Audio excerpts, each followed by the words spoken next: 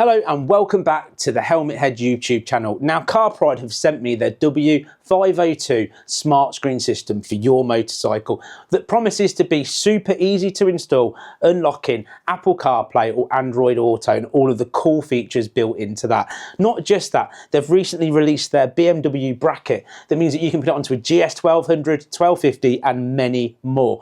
That should make it super quick and easy to install.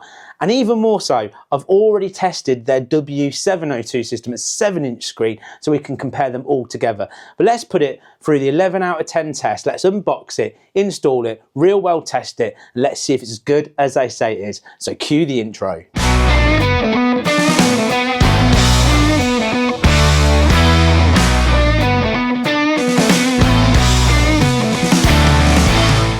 Let's start with a great unboxing, and the packaging feels good quality, well printed, and your items are well packed. On opening up the box, you will see your W502 5-inch smart screen. This feels really good quality in the hand, well built with this great sun visor. There's an SD card slot so you can put your own SD card in full of all of your favourite tracks. Next in the box you'll find this ram mount style handlebar mount. This is quick release and super easy to install. The W502 comes with a hard wiring kit, but you also get this USB kit as well so you can easily remove the device and the power cable at any time. It also has a spanner and a spare fuse. The instruction manual installation guide is really well printed and easy to follow, with step-by-step installation instructions. For BMW riders, they've made this motorcycle bracket compatible with the BMW R1200 GS, the 1250 GS, the BMW S1000 XR and even more. Please pop over to the website to check to make sure it's compatible, but this will go straight on with the 4 bolts that you need, and then the unit will plug straight in and instantly switch on just like any other sat nav on your BMW. It comes with a full set of instructions and how to install, and that's everything in the box. So let's move on to installation. The first thing to do is prep your bike for installation by removing the seat, undoing the bolt for the tank so you can lift it up, or any side panels so you've got easy access to run your wires. Next, take your handlebar mount, decide where you'd like to locate it on your handlebars. Then all you need to do is tighten the 2 bolts on the back to make sure it's nice and firm and secure. Then take your W502, undo the thumb screw, pop the ball into position and retighten. This is super easy to adjust later to get the correct position. Now take your wire in, connect your wire to your W502, simply screwing it into place. Now you need to run all of your wiring down the length of your bike. I've put it underneath my tank. It's time to connect the wiring. This has a positive red and a black negative for earth. I use a Thunderbox system. This works when the bike started up and running. When it gets to the correct voltage, it powers up the device. That means I'm never worried about my battery going flat. With this all done, that's installation complete. So it's time to put back anything you've taken off, replace your seat, any panels, and make sure everything's tight and correct in place.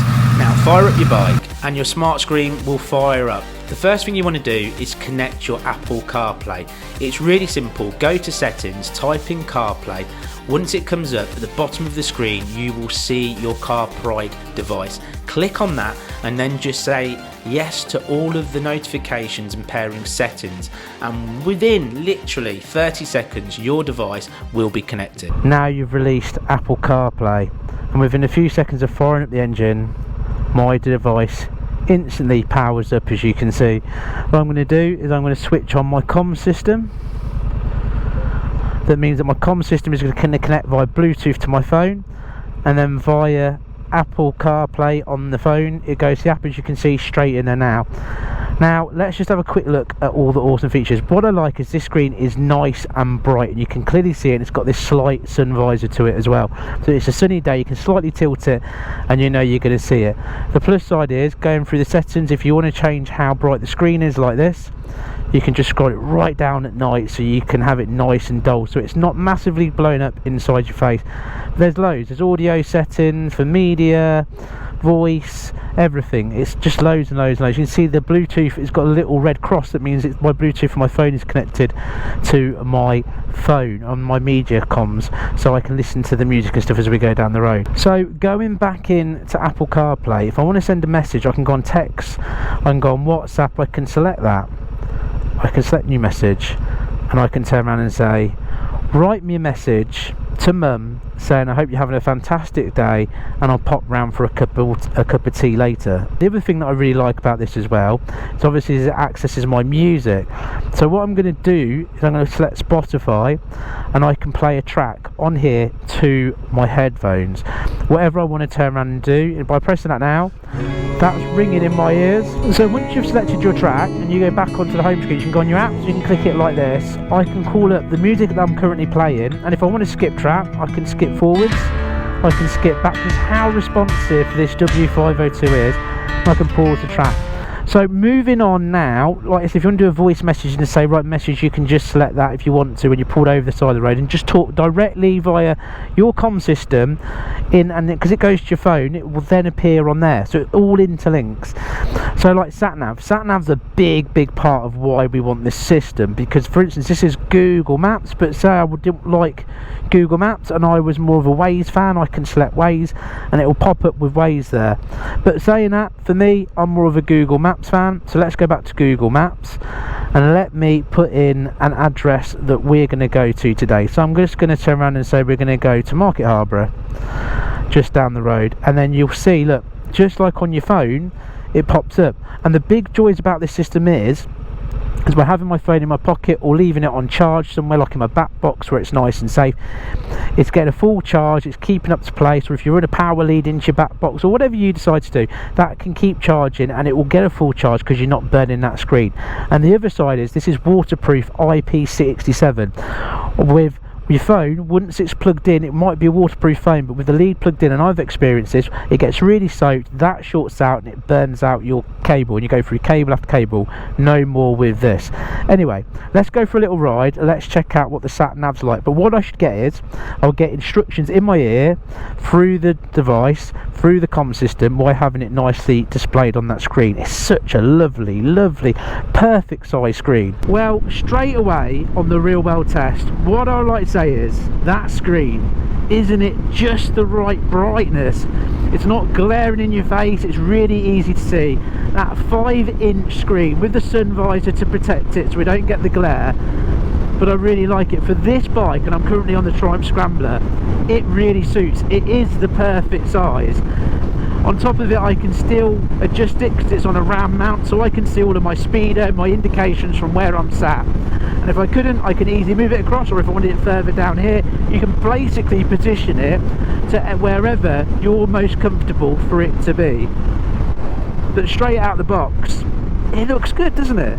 It looks like a very neat and smart system, and it very much suits the bike as well. So we're enjoying our journey along, and I'm listening to some music, and I think, do you know what I'd like to do is potentially play my favourite audiobook by going on to audiobooks, or even more so, I want to play my favourite podcast. So I select podcast, and my list of all my podcasts come up. So if I want to, I can sit there and go, right, I want to listen to Brew Time, or How to Connect, any of my favourite ones, and just by selecting it right now like this, it will pop up on the screen, and it's already playing again in my headphones, and I'm listening away.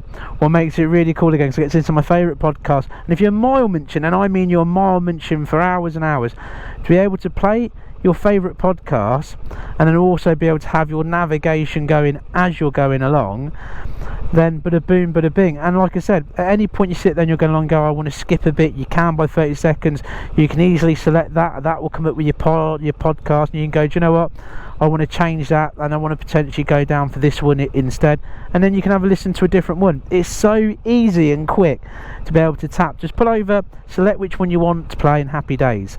Now with the sat nav as well, what I like is having it on this setting, and partly why I like it on this screen here. You have it on the bigger screen if you want the bigger screen sat nav so you can see more, but partly what I like about having it on this screen here, now I've got my favourite podcast playing to me in my ear, I can then see also turn by turn instructions, so I know 0.9 of a mile I'm going to be taking a left, now 0.8, and it can count that down so you can chill out.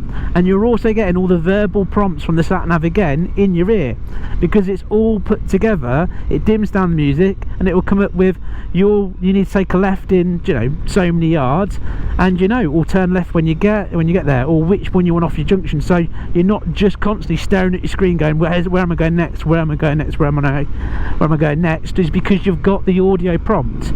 That's fantastic. But say again, you sit there and you go, actually what I want to do is I want the big screen. You can just touch it and bang you back onto the big screen, so you can see as far ahead as you possibly want. That generally makes riding a bike and having a sat nav, knowing it's linked to your phone, so it's constantly getting all of the updates and the traffic and everything else, is just fantastic. You've got literally your whole media system that you want access to at the touch of a button. And knowing that it's waterproof, I don't have to worry about it as we're starting to get a little sprinkle of rain as I'm making this video, it'll just take care of it.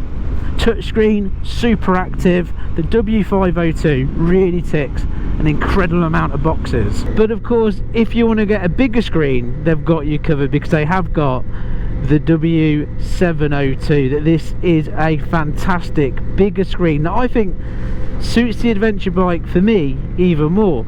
But then the W502 with a 5-inch screen suits my scrambler more.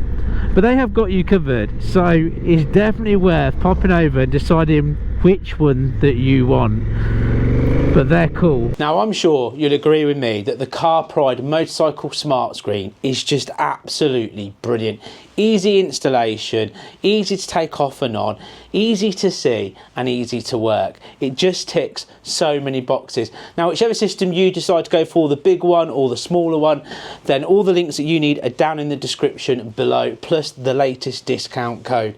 And if you've enjoyed this video, please give it a thumbs up, and if you think somebody would be interested in this system, please share this video with them. And don't forget to subscribe so you don't miss out on all the latest motorcycle tech reviews. And I will see you in the next bonkers episode here on the Helmet Head channel. Bye bye for now.